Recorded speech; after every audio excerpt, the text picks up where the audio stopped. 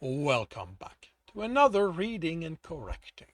With me, Kindar, the Tiger Knights, and Ty, the Tiger Supervisor.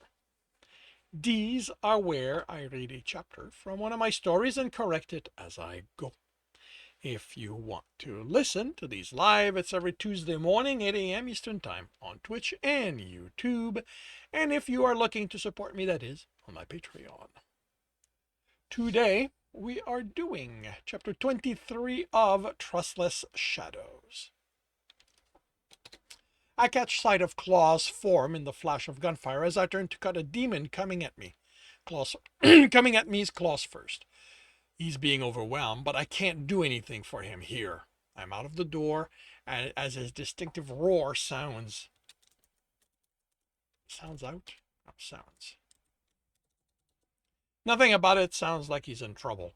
I don't see Adam in the hall, and I can't make out his running over the sound of fighting, but I know this building. There are only 3 ways to reach the lobby. The elevator is out of order, which leads to the 2 stairwells. The southeast one is the closest. He'll head there. Then I realize Adam is my prey. I am hunting him. As I run after him, my sense heighten for an indication of his presence. I feel better, more alert. I make out the slap of a boot ahead of me. I pick up a scent amidst the myriad of other demon smell. Is my sense of smell sharper? The smell seems more distinct. Claus said that the hunt itself feeds his people. Is that what's happening? Am I healing through hunting? Or is this just the adrenaline that's making it seems like I'm healing? A door bangs open in the distance. Boots strike metal stairs when they land. I push myself, and I don't feel the expected resistance from my body. The halls are empty of demons, and other than Adam ahead of me and the fight in the distance, I hear no other sounds. He might have moved all the demons who were in the building to the garage, but there will be thousands outside, along with Amanda. Will he use her as a shield? Does he think I care about her? But I can't let her die. She's a soldier's mission. So, if she doesn't survive, will they bother stopping the city's bombing, even if all the demons are gone? The door to the stair hangs crooked off 1 inches.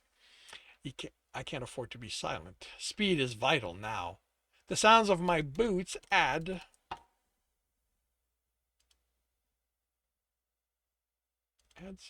the sound of my boots adds to his, but I am catching up. A door opens and bangs closed. The door opens and bangs closed. I don't slow as I reach it, the skin on my right shoulder hardening, and the door flies off its frame as I hit it. I see his form down the left-hand side of the hall. It goes around a series of conference rooms past the building's midpoint, before turning right to follow the west wall, and then right again to head to the lobby. Clearly, he didn't get the same tour of the building I got. I head to my right. Amanda showed me the rooms on this floor, on every floor. She explained how people gathered here to discuss project. I hadn't understood the point of that, but what I did note, because it made good tactical sense, was that each room had multiple accesses. I run through the first door on my left, cross the room, and burst through the opposing door. I go through that room to another one, another door. I'm back in the hall. The next room I need is on my left. The doors are wood, and I don't feel them as they explode under my shoulder. I go through 4 more rooms like these, and I stop in the lobby. I listen for him, blocking out the sounds of demons outside. I listen for the distinct slap of his boots on the floor. They're distant, coming from the opposing hall. Good, he's still following it. Silently, I hurry to the first conference room and enter it. I leave the door open, listening to his approach. There's another conference room opposite this one, and the door before me is open. I smile as I listen, timing my move. I can take him. I can make him pay for the people he's hurt, for who I had to kill. His footsteps come ever closer. I burst out of the doorway, collide with him, and we're in the other room. I slap at the door before I throw us down and send him flying deeper still. The door slams shut and the room becomes black. Adam's heat form crouches, looking around, and runs at me. I catch him and redirects his momentum. He crashes through the chairs, rolls, and stands. At the sound of a crack, I throw myself to the side. Of course he has a gun. More come, but I don't hear the bullets hit the wall, and the sound isn't right for a gun. A green light emanates from his position as I get to my feet. He throws the glowing stick around the room. Chemical lights. Never needed them. I can see in almost complete darkness. The room becomes clear. The long table is broken in places, the chairs overturned and spread around the space. He stands there looking at me. He shakes his head. I'm disappointed in you, Derick. I get that you wanted to save that demon. The two of you have some sort of connection. I respect that. But now you're siding with the humans? What is he doing? Why bother talking? He can't think he will convince me to join him. Don't you get it?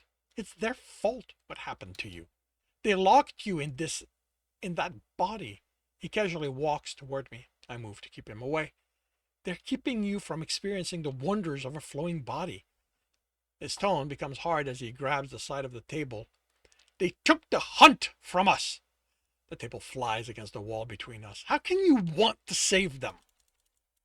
Maybe it's a good thing I don't remember what it's like being a demon. We circle each other, kicking chairs and other debris out of our way.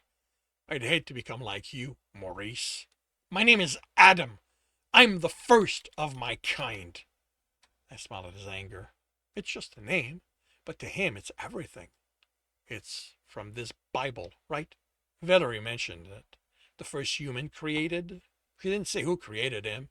Is that your plan? You know the next one Amanda makes is the fifth, so that's E, which fits with Eve. Are you going to force her to pick a woman, mate her, reproduce? I put disgust I don't feel in my voice. You think this is a joke? Maurice growls. You think I'm a joke? Jason says I don't have a sense of humor, so I doubt I'd know if this was a joke or not. Who's this Jason, and why do you care what he says? Jason is... I remember everything he did for me. Taught me how he did his best to make me more than a killer, to make me human. He exposed me to so many human concepts I don't understand. Music, painting, sex. But I see now it was his way of going against what Amanda wanted. She wanted the killer. His betrayal still hurts. Even knowing he didn't have a choice and that he did what he could to mitigate the damage. But then he shoved me aside and took a bullet for me. Jason is a friend, I say, knowing I mean it. He's human. At Maurice snarls. I know, I smile. I don't have many friends, so I tend to cherish them. They aren't worthy of us. None of them are. Have you looked around at what they've done at what they're doing to this planet? Do you even know why they came here in the first place? How they turned their own planet into a wasteland? That's what they're going to do here if I don't stop them. I know they came here from elsewhere. Lives alone. Was the first to mention it, but I read up on it. Nothing I read talked about why they left. Only the opportunity coming here represented. Not that I care what happened on another world. So your answer is to go to war with them. Their only place on this world is as our cattle, for the young to hunt and feed. This isn't about the demons, it's about you. You want to feel like you're better than they are. I am better. His screams echoes off the wall. Even trapped in this form, I'm better than all of them. Then why the army? I ask when the echoes dies off. He looks at me, confused. If you're so much better than they are, why do you need an army, Maurice? I make sure to linger on the name, and his eyes flash in anger. How come you didn't just sneak in here? Why didn't you kill, torture, or whatever it is you want to do with Amanda, and then leave? His hands ball into fists. Why aren't you out there killing humans with your bare hands?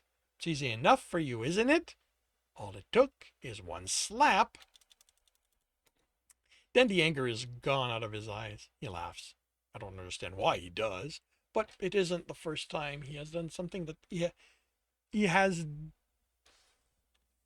It isn't the first time he has done that something that confuses me. I know what you're trying to do, he says when he stops laughing. You're trying to get me angry so I'll make mistakes.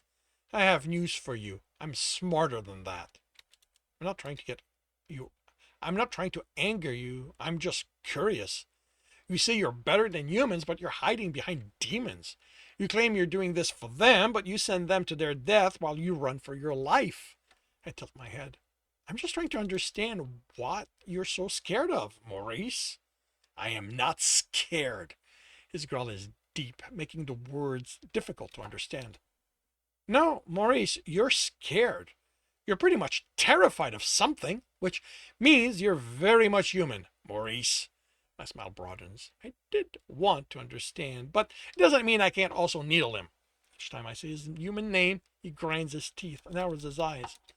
A demon doesn't cower behind others in fear. Come on, Maurice. You're the one with the memories, right? What do demons do when they're scared? They attack. Sure, they'll run if they get too injured. They aren't stupid, but I don't see any injuries on you. You made sure everyone else took the hit, not you. I indicate around us, the building, the city, maybe even the world. It's humans who hide when they're scared. You think Amanda created us because she's courageous? Demons scare her so much she has to destroy humans in the process of making herself warriors to kill them. I shake my head, and I don't even have to work at putting the sadness, disappointment in my voice.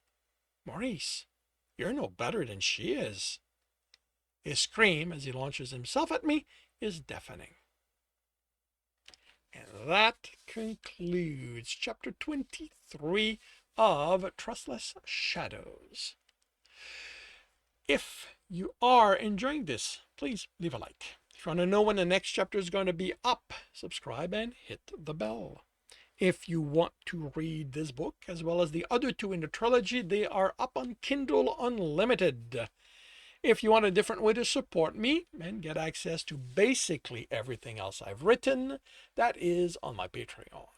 And if you want to listen to these live, it's every Tuesday morning, 8 a.m. Eastern Time on Twitch. Links are in the notes. And with that, I shall wish you a good day.